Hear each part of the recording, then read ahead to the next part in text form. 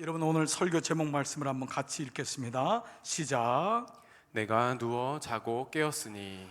우리는 지난 2주 동안 코로나로 인하여 또 아주 지금 너무도 엄중하고도 심각한 시간을 보내고 있습니다. 여러분 어느 때보다도 정말 여러분의 마음이 간절하실 줄 알고 있습니다. 또 교회적으로도 정말 남의 교회요 다른 동네에서 일어나는 일인 줄 알았는데 우리 송파구에도 예외 없이 많은 확진자가 일어나고 저희 교회에도 지난 2주 동안 많은 기도가 필요했던 시간이었습니다. 그런 가운데 우리 외부 유입이었지만 우리 확진되신 두 가정이 잘 지금 치료가 지금 이제 마무리가 되고 있고요. 또 그동안 격리되신 우리 28분의 교육자와 어린아이들까지가 오늘 정오까지 이제 일상으로 돌아가게 돼서 마치게 되었습니다. 그리고 우리 지난 금요일 날, 토요일 날, 우리 목요일 날 우리 검사 받으신 지난 11월 29일 날 2부 예배 참석하신 분들이 다 전원 음성으로 나와서 이 또한 감사를 드립니다. 그러나 여러분 아시는 대로 이제는 나만 괜찮고 내 가정만, 내 교회만 괜찮으면 되는 것이 아니라 이제는 모두의 문제가 이미 되었고 우리의 삶 속에 깊이 들어와 있습니다. 여러분 간절히 바라기는 매일마다 구상구 기도, 여러분 핸드폰 꼭 여기다 시간을 체크해 놓으시고요. 소리가 들릴 때마다 단 1초라도 3초라도 기억하면서 우리 교우들이 마음이 모아지는 게 중요합니다. 하나님께 기도드리는 게 중요합니다. 그리고 우리 28일까지 한시적이지만 하루에 한 끼 금식하면서 마음을 모으겠습니다. 여러분 꼭 함께 기도로 이 어려운 때를 이겨나가서 우리 꼭 생업도 돌아오고 예배도 회복되고 우리 자녀들도 다시 학교로 돌아가는 이 일이 있기를 주의 이름으로 축복합니다. 우리 지난달에 나왔던 책 중에 하나가 이 코로나를 염두에 두고 쓴 책 같습니다. 번역된 책인데요. 그 안티에 가르디안이라고 하는 독일 여성분입니다. 이분은 오랫동안 회사의 중역으로 있고 또 컨설턴트로 수많은 사람들의 이 인생과 또 기업과 또 이런 모든 이제 변화들을 지켜보면서 이분들을 위해서 쓴 책이 하나 있는데 그 제목이 뭐냐면 인생 계획대로 되지 않아 라고 하는 책입니다. 책 제목은 무엇을 기다립니까? 이 원제지만 이제 책의 내용 중에 이 내용이 오기 때문에 이걸 이제 번역으로 해서 제목을 삼았던 것 같습니다. 인생 계획대로 되지 않아. 그런데 그 소재가 뭐냐면 중년을 위한 인생 지도입니다. 이 책을 읽어보면 중년만이 아니라 노년을 위해서도 마찬가지고 젊은 사람들을 위한 지침도 있는데 이 인생에서 이 가르디안은요 자기의 삶에서 겪었던 변화들을 가지고 먼저 얘기합니다. 이 저자는요 이 어머니가 알츠하이머로 고생을 하십니다. 모든 기억을 다 잃어버린 거예요. 얼마나 기가 막히겠어요. 근데 그 와중에 아버지는 췌장암으로 돌아가십니다. 근데 그때 이 결혼을 해가지고 아버지가 돌아가시기 전에 6주 전에 아들을 출산하고 아버지가 돌아가시고요. 또 너무 고통스럽게도 그동안 꿈의 남자라고 여기고 사랑하고 결혼했던 이 남편과 이혼을 하게 되는 일을 경험하게 되면서 싱글 맘이 되어서 아이를 기르게 되고 또 이 회사에 다니면서 이직을 여러 군데 하면서 마음에 여러 가지 고통을 겪게 되는 이 과정에서 저자는 일반적으로 사람들이 중년이 되면 자기의 연약함이나 힘든 거를 참 얘기하기가 쉽지 않잖아요. 또 다른 사람도 어렵고 나만 겪는 건 아닌 것 같고 또 굳이 얘기해야 되나 이제 이런 가운데 오는 혼란들, 이것들은 이제 여러 사람들을 만나면서 모든 사람들에게 있는 공통점들이 있다는 것, 이것들이 이제 나름대로 연구를 하면서 쓴 책입니다. 그 중에 이제 이 벗어나야 될 10가지 착각, 그러니까 우리 인생의 그 마지막 10가지가 있는데 그걸 하나로 말하면 뭐냐? 인생 계획대로 되지 않아. 이게 이제 10가지 착각의 최종적인 거라는 거죠. 우리 생각에는 내가 이만큼 준비했으니까 이 다음에는 뭐 하고 이 다음엔 뭐 하고, 그러나 그것이 설령 조금은 이루어진 것 같더라도 궁극적으로 인생은 내 계획대로 되지 않는다. 설령 자기는 그럴지 모르지만 자녀들의 인생은 또한 그렇지 않냐고, 부모님의 인생도 마찬가지로 옆에 좀 더 계셨으면 좋으련만 훌쩍 떠나는 것이 부모의 인생이다라는 것을 가르쳐서 얘기하고 있습니다. 자, 그는 이 마지막에요, 이런 가운데서 우리에게 세 가지를 좀 점검하면 좋겠다라고 얘기하는데, 그 첫 번째가 자기가 지금 터널 가운데 갇혀 있음을 인정하는 것이 중요하다는 것입니다. 내가 지금 터널 가운데 있는 걸 자꾸 부인하지 말라는 것입니다. 어려움은 어려운 대로 내가 무너진 터널 가운데 있구나, 이걸 인정해야 된다는 것입니다. 부인하지 말고 인정하라. 그럴 때 두 번째에, 그 인정할 때 좋은 생각과 좋은 대화라는 것이 중요하다는 것입니다. 일반적으로 터널에 갇히면 고립 상태가 되고 패닉이 되죠. 그러면 어떻게 할까요? 스스로 무너지거나 상대방을 원망합니다. 당신 때문에 이렇게 됐어. 그때 당신이 그 결정을 하지 말아야 됐어. 이런 늘 마음이 드는데, 그때마다 좋은 생각과 좋은 대화를 하는 것, 늘상 부정적이고 늘상 좋지 않은 얘기를 달고 살 때에 결국 나올 수 없는 터널이 된다는 것을 얘기하고요. 세 번째, 그 터널에서 나오는 것은 동기부여가 중요하다. 새로운 의미를 부여하고 인생에 대한 존재감과 존엄성을 부여할 줄 알아야 된다라는 것이죠.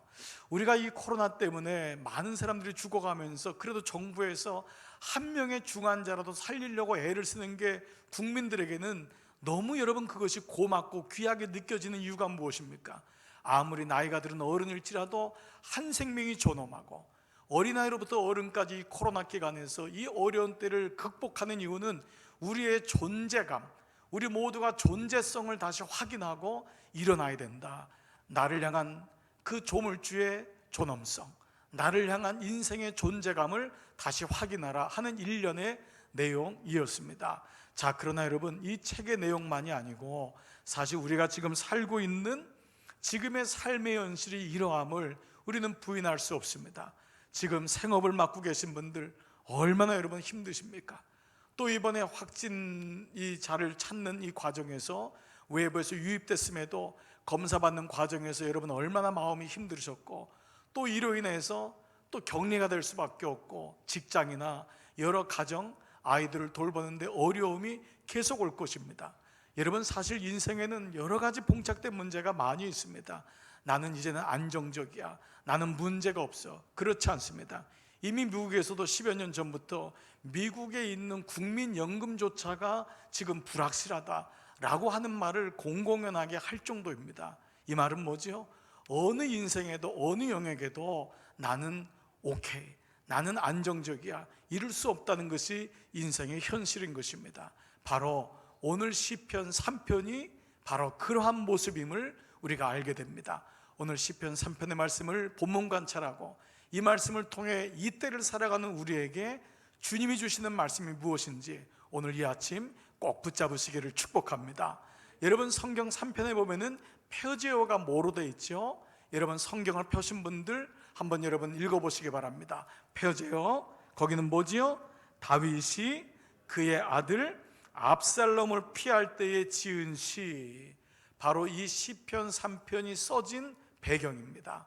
시편 3편은 다른 적군이 아니라, 다른 무리가 구태탄 것이 아니라 바로 자기 아들이 자기를 죽이려고 올 때, 압살롬이 올 때 그를 피하여 생명을 유지하기 위해서 생명을 부지하겠다고 도망가면서 쓴 글이, 쓴 시가 바로 이 시라는 것입니다. 참 기가 막히지 않습니까?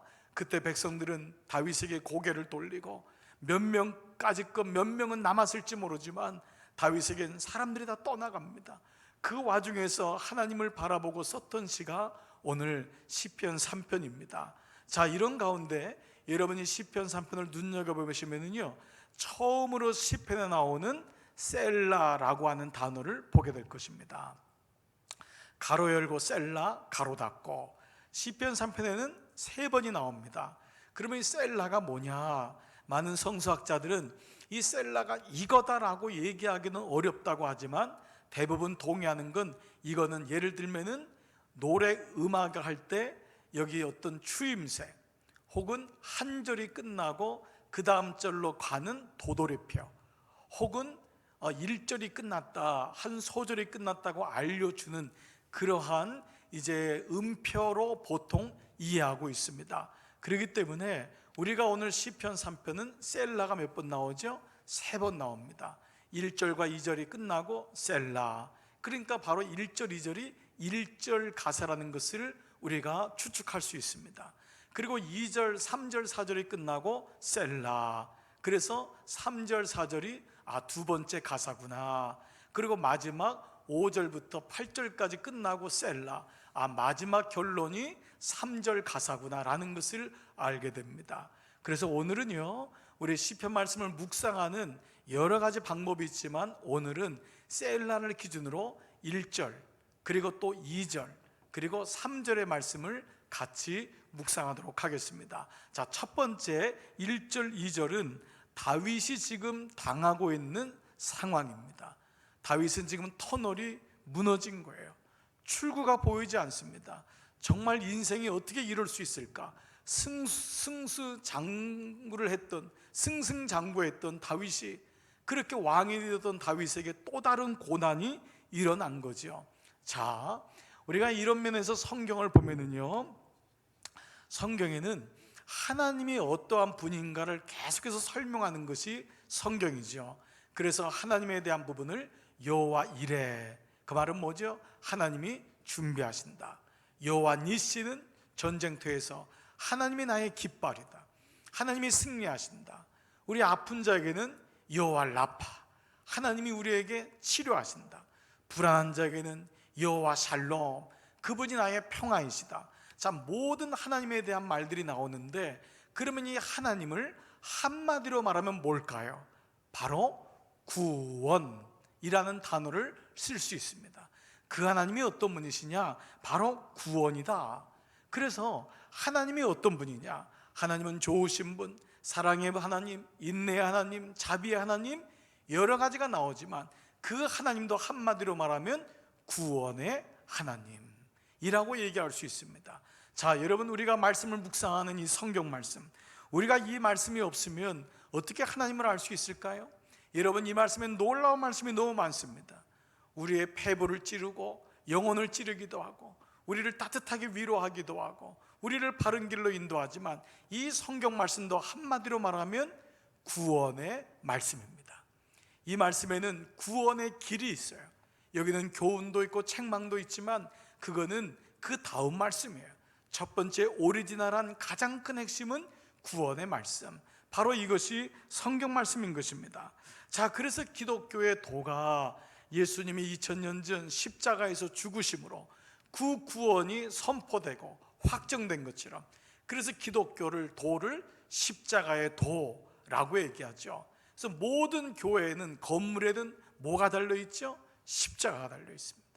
그건 뭘 의미하죠? 십자가가 구원이라는 것을. 여러분 가정에도 벽에, 보통 응접실에, 여러분 서재의 기도방에 십자가가 있습니다. 이 십자가가 우리 집의 구원임을 고백하는 것입니다. 여성분들도 목걸이로, 예쁜 목걸이를 차는 것은 아름다움도 있지만은 이 십자가에 대한 소중함을 늘 기억하는 것으로도 십자가를 겁니다. 자, 이런 의미에서 보면은요, 기독교는 뭘까요? 바로 이 십자가의 의미 역시도 희생, 죽음, 여러 가지가 있지만 한마디로 말하면 구원입니다. 십자가도 구원이에요. 자, 그러면 십자가의 도인 기독교를 한마디로 말하면 뭘까요? 기독교는 깨달음이나 해탈이나 윤리적인 종교가 아니라 바로 구원의 종교임을 알 수 있다는 것입니다. 자, 제가 좀 여러분에게 장황하게 설명을 했지만 모든 것이 하나님이 구원이고, 말씀이 구원이고, 십자가가 구원이고, 그리고 모든 기독교가 구원의 종교라고 얘기한다면 여기에는 전제되어 있는 사실이 하나 있습니다. 그건 뭐죠? 먼저 자기 자신에게는 나는 구원을 스스로 이룰 수 없는 존재임을 고백하는 것입니다. 동시에 이 땅은 구원이 없음을 전제로 하고 있는 것입니다. 만약에 내가 구원이 있고, 내 안에 내 스스로가 구원을 할 수 있고, 이 땅에 구원을 할 수 있는 여러 조건들이 있다면 굳이 하나님을 구원의 하나님이라고, 이 말씀을 구원의 말씀이라고, 십자가를 구원이라고 얘기할 이유가 없는 것이죠.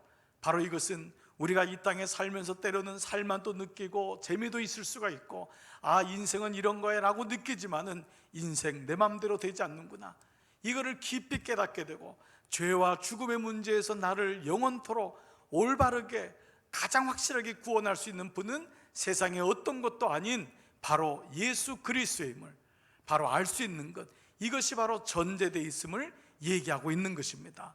자, 이런 가운데서요, 바로 오늘 본문 1절과 2절이 이 구원을 부르짖고 있는 다윗이 경험하고 있는 처한 상황입니다. 자, 1절을 먼저 한번 읽겠습니다. 같이요, 시작. 여호와여, 나의 대적이 어찌 그리 많은지요.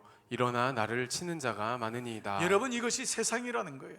다윗만이 아닙니다. 여러분, 우리가 아무리 올곧게 살고 정직하게 산다 해도 이 세상은 영적인 존재의 마귀와 더불어서 이 세상의 모든 사람들은 나를 치는 자입니다.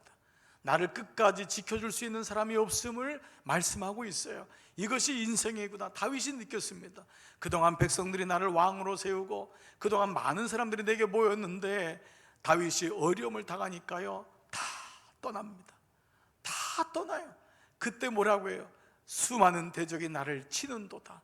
그리고 2절에 뭐라고 했죠? 이 사람들이 뭐라고 하냐? 2절 시작. 많은 사람이 나를 대적하여 말하기를 그는 하나님께 구원을 받지 못한다 하나이다. 심지어는 뭐라 그래요? 그에게 하나님의 위가 떠났다, 하나님의 영광이 떠났다, 다윗은 구원받지 못하는 자야, 이런 얘기까지 할 정도로 지금 완전히 무너진 상태를 얘기하고 있습니다. 자, 이런 면에서요, 오늘 말씀의 배경은 이미 압살롬이라는 아들에 의해서 피난을 갈 때 쓴 글이라고 했습니다. 여러분, 압살롬이 누구지요? 다윗에게 아들들이 많았습니다. 이 다윗의 결혼 문제가 나중에는 문제가 된 거였는데 그 중에 셋째 아들이 압살롬입니다.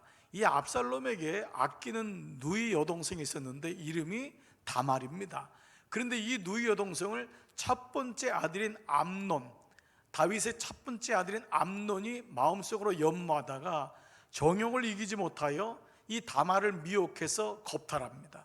이 소식을 들었지만 형이기 때문에, 또 장자 계승자기 때문에 압살롬이 얘기를 못하는데, 압살롬이 얼마나 치밀한 자냐, 2년 동안 준비해서 형 암논을 죽입니다. 이 사실이 아버지에게 가자 그 당시 구술 땅, 이방 땅으로 망명을 합니다. 기가 막힌 일이 일어났죠. 이 사건이 바로 이때 일어났던, 근데 그 압살롬이 망명 간 다음에 아버지를 아주 새카맣게 속입니다. 4년 동안 백성들의 인심을 다 얻고 마음을 속여서 구테타를 일으킵니다. 군대를 이끌고 오는데 설마 아들이 쳐들어올까? 이 아들이 아버지를 죽이려고 옵니다. 그냥 오는 게 아니에요. 예루살렘 성전까지 옵니다. 그때에 얼마나 궁급했는지 이 다윗이 도망갈 때 쓴 글, 이것이 바로 오늘 시입니다. 그렇기 때문에 이 상황을 보면은 이 압살롬이 어떤 자인가, 오늘 말씀의 배경을 통해서 몇 가지를 볼게요. 사무엘하 14장 25절 한번 이런 PPT 같이 읽겠습니다. 시작.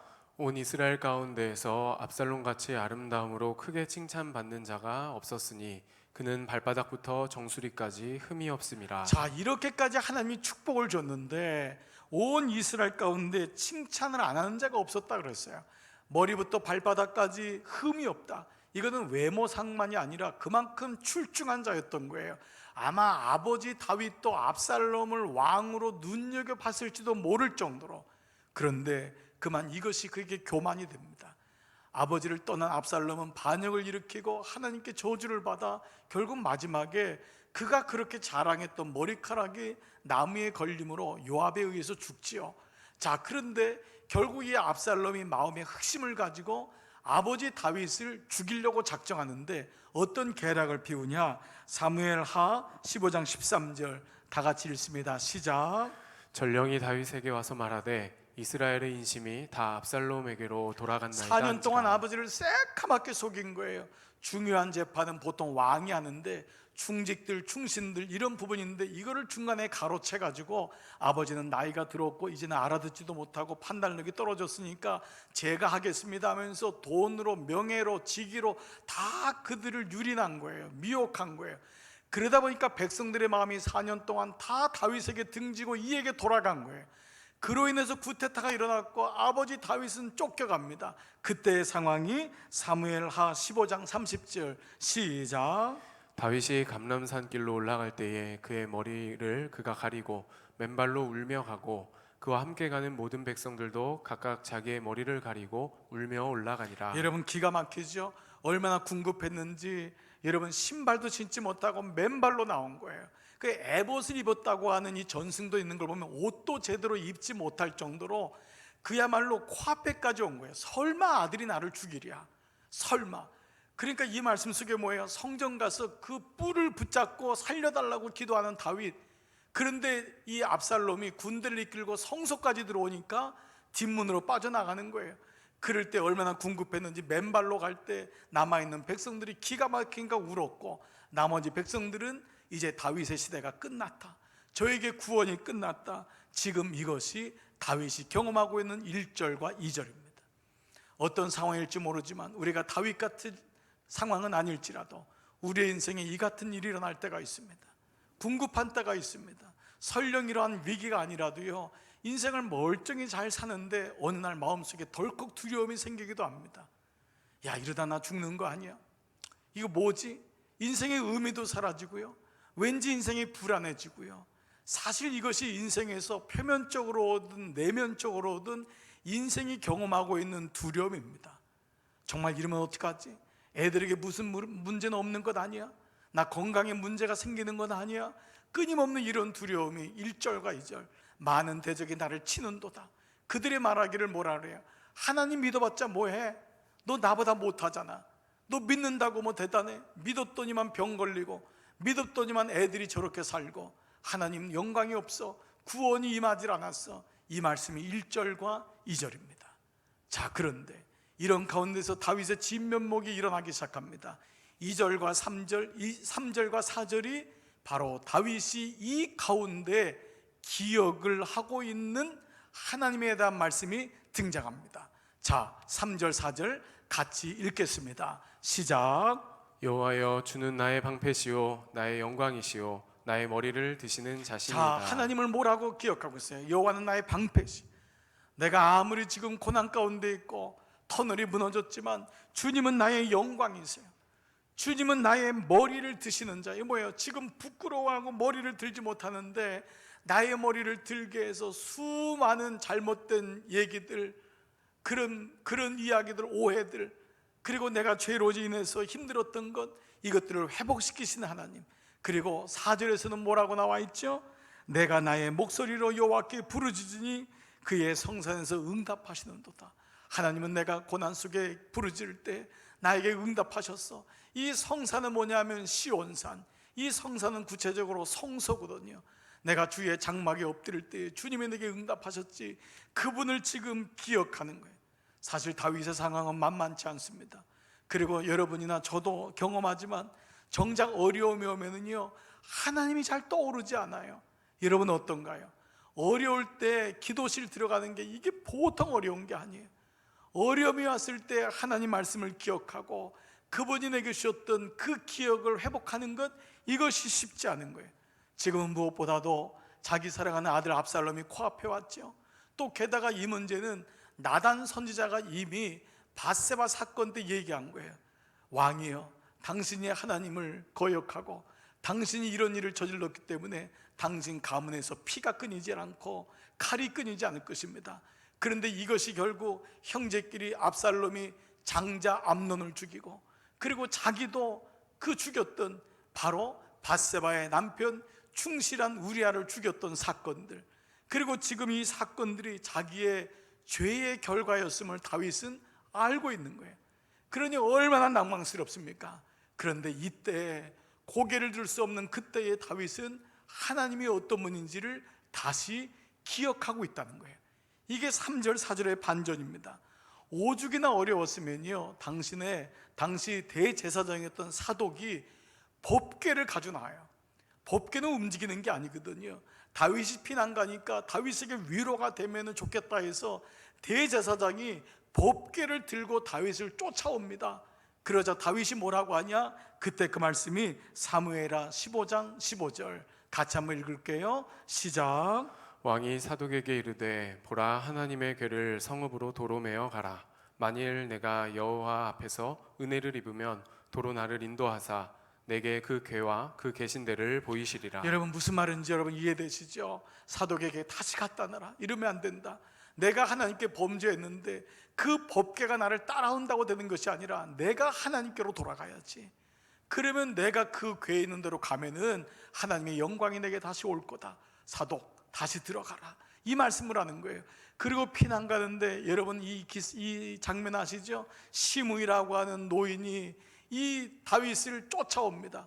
다윗이 아무리 잘했다 하더라도 사람이 정치를 하고 왕이 되다 보니까 원망들을 말이 많았겠죠. 시므이는 어떤 사람인지 모르지만 이 사람이 끝까지 쫓아와서 다윗에게 뭐라고 해요? 피를 흘린 자여, 사악한 자여, 떠나가라, 떠나가라. 그 다윗이 공고한 가운데 떠나가니까 그 피를 흘린 자, 이 말은 뭐냐? 가슴에 비수를 꽂는 거예요. 너의 집에 나단 선지자의 말이 응한 것 아니냐? 너는 하나님의 영광이 떠났다. 피를 흘린 자여, 사악한 자여, 떠나가라, 떠나가라. 옆에서 요압과 더불어서 같이 있던 참모들, 장군들이 견디질 못하겠는 거예요. 왕이여, 죽일까요? 한 칼로 칠까요? 그때 다윗이 뭐라고 합니까? 놔두어라. 아들도 나에게 이렇게 하거늘 저라고 할 권리가 없겠느냐? 저를 통해서 내게 하나님 말씀하시는가 보다. 그러면서 주의 음성을 들어요. 그때 하신 말씀이 사무엘하 6장 12절, 16장 12절 다 같이요, 시작. 혹시 여호와께서 나의 원통함을 감찰하시리니 오늘 그 저주 때문에 여호와께서 선으로 내게 갚아주시리라 하고. 사람이 화가 나고 원망이 힘들면 내버려 두지 않잖아요. 보복이 보복을 낳는 거예요. 그런데 이때 다윗이 붙잡았던 건 뭐예요? 하나님 말씀이에요. 여호와께서 나의 원통함을 그분이 감찰하시는 분이다. 혹이나 그가 그 저주 때문에라도 하나님이 나를 불쌍히 여겨서 선을 베풀 줄 누가 아느냐? 끝까지 하나님에 대한 말씀으로 그의 마음을 집중하고 있는 거예요. 사람이요, 어려운 일을 당하고 고난이 오면 원망을 하게 되고, 누군가가 나에게 했던 얘기 사실인지 아닌지 모르지만 그 얘기가 들려지면 속에 원한이 품게 됩니다. 왕으로서 시므이 하나 죽이는 거, 그게 별 문제겠어요? 근데 끝까지 하나님을 바라보고 있어요. 자, 여러분, 우리가 이 말씀을 통해서 한 가지 우리 스스로를 점검할 게 있어요. 자, 여러분은 어려운 일이 올 때, 고난이 올 때 가장 먼저 어떤 생각이 드세요? 그게 여러분의 믿음을 알 수 있는 리트머스 용지입니다. 어려움이 올 때 어떤 생각이 드세요? 망했구나. 이런 일이 올 줄 알았어. 내가 좀 더 조심했어야 되는데. 그 사람 때문이야. 나도 모르게 내 마음속에 좌절하거나 나를 자학하거나 어떤 사건이나 누군가를 원망하거나 그 사람에게 투사하지 않습니까? 오늘 이 다윗이 했던 것이 있습니다. 오늘 이 말씀이에요. 우리가 지난 주일날 하나님의 일하심, 하나님의 응답하심, 고난이 왔을 때 세 가지의 반응이 있다.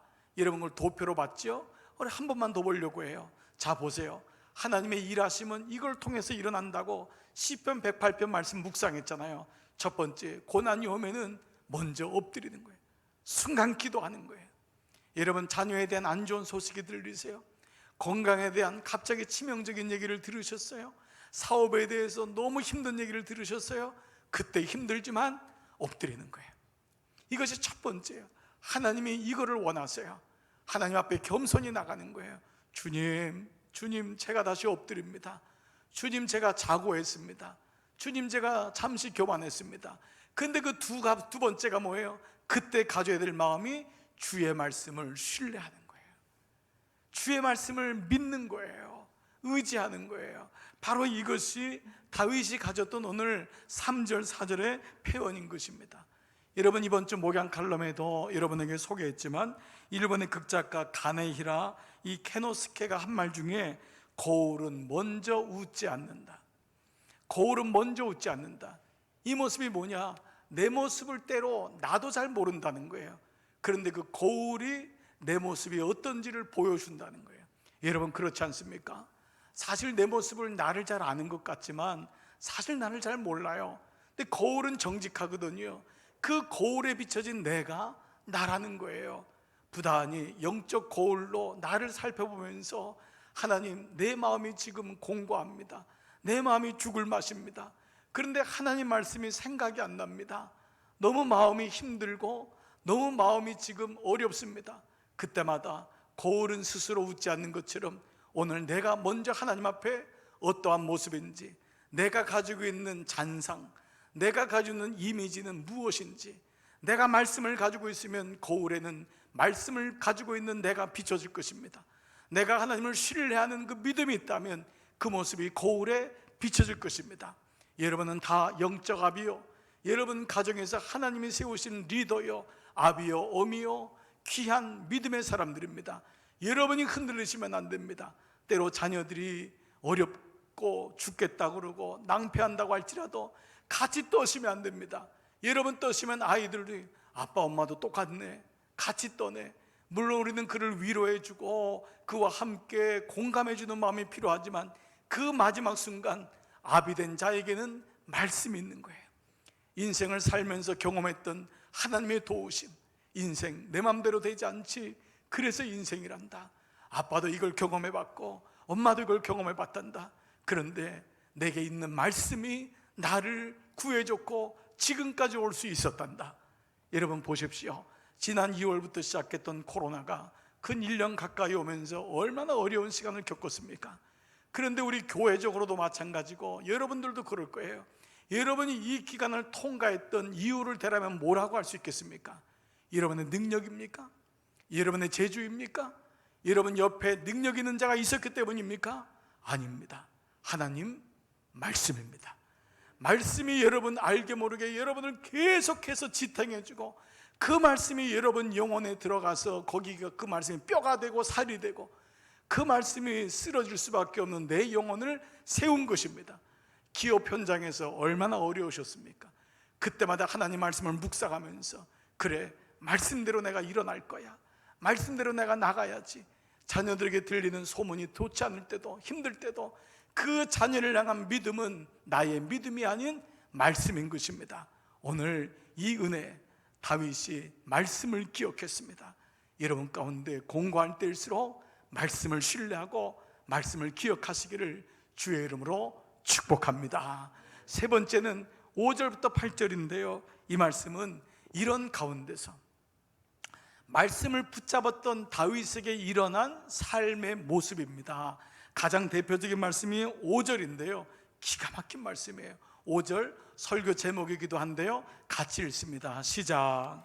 내가 누워 자고 깨었으니 여호와께서 나를 붙드심이로다. 여러분 이거 현대인의 성경 보니까요 내가 잘 자고 다시 깨었으니, 원어도 마찬가지입니다. 내가 잘 자고 깨었으니, 그러니까 여러분 내일 아침이 안 왔으면 좋겠다, 보통 고난이 오면 이런 마음이 있지 않습니까? 근데 다윗에게 놀라운 반전이 일어난 거예요. 내가 그날 밤에 잘 자고 다시 깨었으니 천만인이 나를 에워싸도 하나님이 나를 그 밤에 지켜주셨다. 바로 이 말씀을 하고 있는 거예요. 그래서 이 시편 3편의 또 다른 제목이 뭐냐 하면 아침의 시입니다. 시편 4편은 저녁의 시거든요. 그건 다음에 말씀을 나누겠지만 시편 3편이 아침의 시예요. 그 긴긴 밤, 고난의 밤, 도대체 그 밤에 어떤 일이 있을 줄 모르는데 아침에 눈을 떠서 다윗이 뭐라고 하냐면 하나님 잘 잤습니다, 감사합니다. 아침에 주님을 선포하고 아침에 주님의 영광에 감사하는 시가 바로 시편 3편 아침의 시입니다. 그러면서 그가 6절에 뭐라고 해요? 천만이 나를 애워싸 진친다 하되어도 나는 두려워하지 아니하로다. 얼마나 놀라운 일이 벌어진 거예요. 여전히 다윗은 쫓기지만은 천만이 나를 애워싸워도 나는 두려워하지 않는다. 7절에는요 하나님께 부탁해요. 일어나소서, 일어나소서, 나의 하나님이여 나를 구원하소서. 그리고 마지막 8절 보니까요 구원은 여호와께 있사오니, 구원은 여호와께 있사오니 주의 복을 주의 백성에게 내리소서.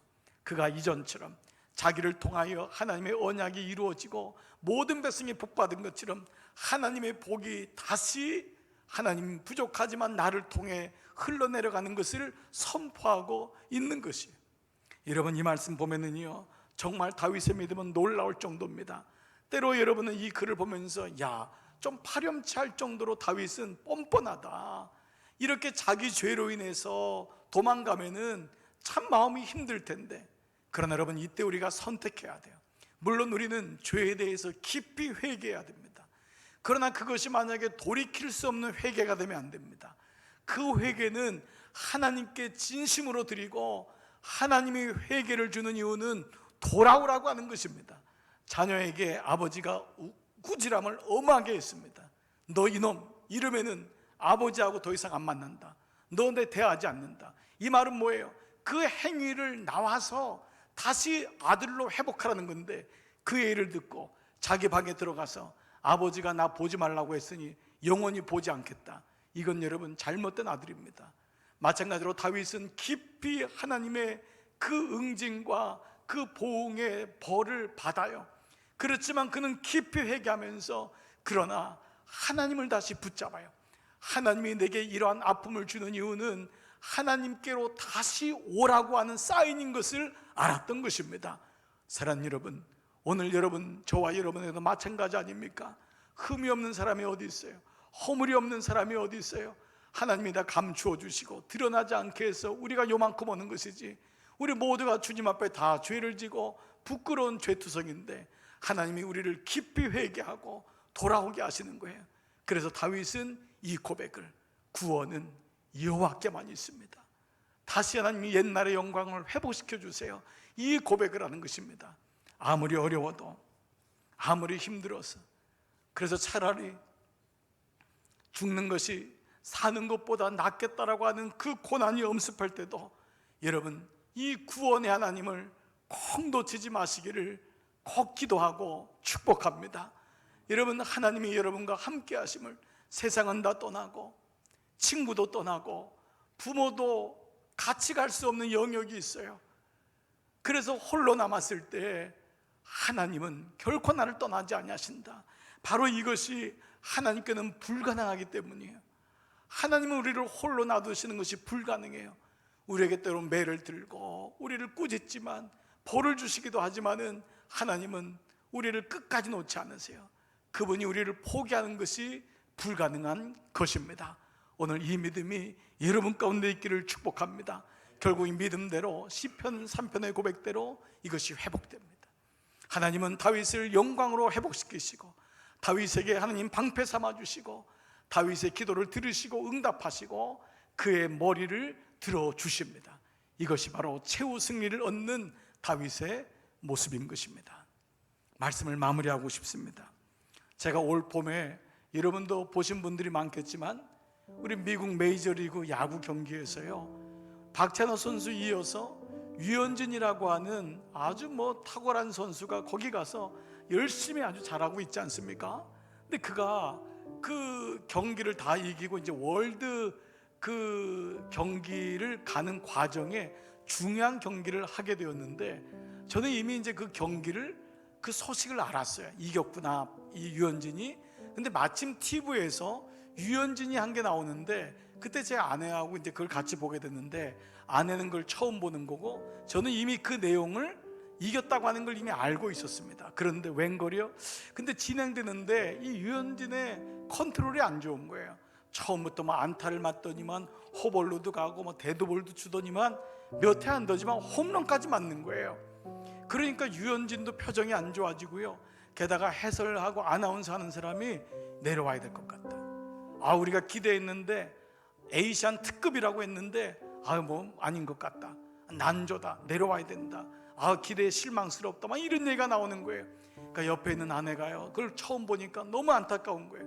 그 한국인 젊은이가 가서 저렇게 애를 쓰는데 외국 방송도 저러고 홈런까지 맞으니까 너무 안타까워하는 거예요. 어떻게 하면 좋냐고 하는 거예요. 여러분, 제가 어떻게 했을까요? 제가 같이 힘들어하고, 야, 큰일 났다. 저는 씩 웃었습니다. 왜 그랬을까요? 저는 그 경기의 결과를 알고 있었기 때문입니다. 그 경기의 결과를 알았어요. 물론 그 순간순간에 안타도 맞고 홈런 맞는 게 안타까웠지만은 마지막에 결국은 류현진이 이긴다는 것을 알고 있었기 때문에 동요하지 않고 끝까지 그걸 볼 수 있었어요. 여러분, 제가 그 경기를 가만히 보면서 예수 그리스도께서 우리에게 주신 승리는 이미 승리거든요. 우리는 이겨놓고 싸운다는 말이 있잖아요. 이미 그분께서 우리를 승리를 주신 거예요. 그리스도의 승리는 이기려고 싸우는 승리가 아니라 이미 그분께서 십자가에서 하나님의 사랑을 확증하셨고 우리를 끊을 수 없는 자녀 삼으신 것을 보여주신 거예요. 그러면 그 사랑 가지고 가기 때문에 결코 우리를 어느 누구도 이 하나님의 사랑에서부터 끊을 수 없느니라. 이것이 모든 믿음의 사람들의 고백이었어요. 다니엘은 심지어 그 불 속으로 들어가면서 그리 아니하실지라도, 왕이여 들으소서, 그리 아니하실지라도 하나님은 살아계시고 나는 하나님의 자녀입니다. 눈에 보이는 것 가지고 일희일비하면은 우리의 믿음은 날마다 떨어지고 그때마다 어려움을 겪습니다. 하나님이 오늘 다윗에게 준 이 믿음을 가지고 우리는 이미 이긴 전쟁을 하는 것입니다. 눈에 보이는 것이 설령 그렇게 보이지 않더라도 우리는 최후 승리를 얻기까지 빛난 면류관, 빛난 십자가 지키리라, 바라보리라. 오늘 이 믿음이 오늘 시편 3편의 말씀을 통해 오는 것입니다. 세상의 수많은 소문들이 여러분을 움츠리게 하고 여러분 가족 중에 여러 사람들이 여러분과 더불어서 불안도 주기도 하고 여러분 건강의 어려움을 경험하기도 하고 생업의 어려움을 경험하지만 그때마다 오늘 시편 3편 다윗의 마음, 나에게도 1절이 있었지. 그래, 너무 어려운 1절이었어. 그러나 나는 그때 2절 속에 하나님을 기억하고 있었어. 그리고 3절, 다시 자고 깨어 일어나. 주님 잘 잤습니다. 감사했습니다. 그래서 우리는 엎드려 기도하고 하나님의 일하심을 신뢰하고 내게 주시는 삶의 영역에서 정직하게 최선을 다할 때 하나님의 은혜는 결코 여러분을 떠나지 않습니다. 이번 한 주간 우리 함께 마음을 모아 승리하시기를 주의 이름으로 축복합니다. 어려운 때에 믿음으로 이겨나가시고 우리 강남중학교에 속한 여러분들 떨어져 있지만 우리 모두 한 영으로 묶여져 있음을 기억하시고 함께 중보하면서 이번 한 주도 승리하시기를 주의 이름으로 축복합니다. 이 시간 여러분 다 자리에서 한번 일어나 보시겠습니다. 우리 같이 찬양할 때 오늘 이 가사 말씀을 기억하면서 하나님은 나의 구원이시라, 내가 의뢰하고 두려움 없으리라. 오늘 이 말씀을 같이 고백하며 찬양하겠습니다. 보라 하나님은 나의 구원이시라, 내가 의뢰하고 두려움 없으리니 주 여호와는 나의 힘이시며 나의 노래시며 나의 구원이시라.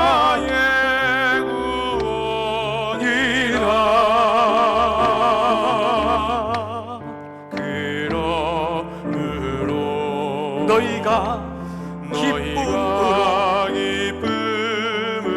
구원의 샘, 말씀의 샘에서 물을 기르리라, 생수를 길어 올리리라. 구원의 샘에서 물을 기르리라. 여러분 이 시간 있는 곳에서 여러분의 두 손을 한번 겸손히 들어보십시오. 여러분에도 1절이 있었지요. 그리고 지금 다시 또 1절을 경험하고 있는 분이 있을 것입니다. 그러나 2절을 기억하십시오. 그리고 3절의 삶을 선포하십시오. 누리십시오. 사십시오. 하나님의 은혜가 우리에게 있음을 기억하십시오. 우리 함께 이 시간 함께 말씀 붙잡고 기도하며 나가겠습니다. 살아계신 아버지 감사합니다. 하나님, 다윗에게 있었던 1절의 가사가 오늘 나의 인생 속에도 있었고 지금 어려운 가운데 있는 종들이 있습니다. 이 나라가 1절 가운데 있습니다. 우리는 교회도 일절을 통과하고 있고 모든 어려움을 당하는 백성들이 나라적으로 민족적으로 이 일절 가운데 있습니다. 아버지, 이 긴급하고 엄중한 때에 그러나 우리는 하나님의 말씀을 기억합니다. 다윗이 하나님은 나의 방패시요 하나님은 나의 영광이시요 하나님은 나의 머리를 드는 자이심을 기억했습니다. 아버지, 거울은 거짓말을 하지 않기에 아버지, 거울에 비춰진 내 모습이 어떠한지를 보게 하여 주시기를 원하옵고 기도합니다. 자비로우신 아버지, 내가 먼저 웃고 내가 먼저 하나님의 기쁨을 선포하고 내가 먼저 주 앞에 나가 내 믿음이 어떠한지를 보게 하여 주옵소서. 말씀이 있는 내 모습, 하나님의 은혜가 있는 내 모습이 거울에 비춰지게 하시고 보여지게 하시고 이 땅을 살아가면서 하나님의 은혜로 살아가는 믿음의 종들로 인도하여 주시옵소서. 아버지, 종들에게 내가 누워 자고 깨었으니 하나님의 그 은혜가, 하나님의 단잠이, 하나님의 평강이 임하여 두려워하지 말라, 놀라지 말라. 아버지, 내가 주님 안에 있음을 고백합니다. 우리 모두가 구원은 여호와께로다, 구원은 여호와께 있사오니 주의 복을 주의 백성들에게 내려주소서. 아버지, 이전처럼 아버지의 영광이 회복되게 하셔서 우리는 이겨놓고 싸우는 것입니다. 설령 그리 아니하실지라도 두려워하지 마십시오. 염려하지 마십시오. 두려워하지 마십시오. 근심하지 마십시오. 하나님이 나의 아버지이심을 기억하십시오. 아버지, 오늘 이 아침 예배하며 고백하는 종들의 삶 가운데 이 말씀이 그대로 임하게 하여 주시옵소서. 여러분, 이 시간 여러분을 위해 기도해 드리겠습니다. 여러분, 머리에 손을 얹거나 가슴에 손을 얹어 보십시오. 아버지, 주님의 이름으로 안수하며 기도합니다. 사랑하는 당신의 자녀들입니다. 아버지, 이 다윗의 믿음이 종들 가운데 임하게 하여 주시옵소서. 일절을 경험하지만 하나님 말씀이 기억나게 하시고 그 말씀을 붙잡게 하시고 그 말씀 가운데 하나님의 최후 승리가 나에게 있음을, 인생은 구의 말까지 가야 함을 기억하게 하시고 마지막에 승리하시는 하나님의 은혜가 종들, 안수하는 모든 종들 가운데 임하게 하여 주옵소서. 연약함이 있습니까? 병든 종이 있습니까? 마음에 불안한 종들이 있습니까? 마음이 궁급한 종들이 있습니까? 사람들에게 얘기하지 못하는 기도의 제목을 가진 종들이 있습니까? 한 분 한 분을 위로하시고 구원의 하나님이 친히 안아 주시옵소서. 이 시간 여러분의 두 손을 들어 사랑하는 자녀들에게 찾아가십시오. 사랑하는 배우자들, 사랑하는 가족들, 하나님을 알지 못한다면, 그에게 믿음이 없다면 이 시간 여러분이 중보자가 되어 주십시오. 아버지, 사랑하는 종들이 자녀들을 찾아가 그를 안아주고 안수하며 기도합니다. 우리 믿음의 부모님들을 위해 기도합니다. 우리 사랑하는 배우자들을 위해 기도합니다. 친지 형제들을 위해 기도합니다. 아버지, 그가 공고한 가운데 있을지라도 하나님 그에게 말씀해 주시고 그를 붙잡아 주시옵소서. 두려워 말라, 놀라지 말라, 내가 너와 함께 함이니라. 오늘 이 말씀을 듣고 이제 한 주간의 삶을 사는 우리나라, 우리 교회, 우리 사랑하는 종들 위해, 우리 사랑하는 자녀들, 흩어진 모든 종들 위해 주님의 은혜가, 그 성부와 성자와 성령의 은총이, 내가 누워 자고 깨었으니 이 말씀을 가지고 살아가는 모든 종들에게 이제로부터 영원토록 함께 하시기를 간절히 축원하옵나이다. 아멘. 아멘. 아멘.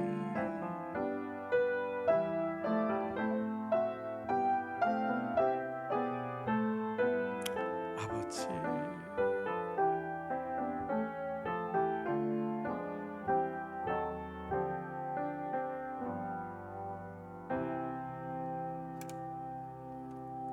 아멘.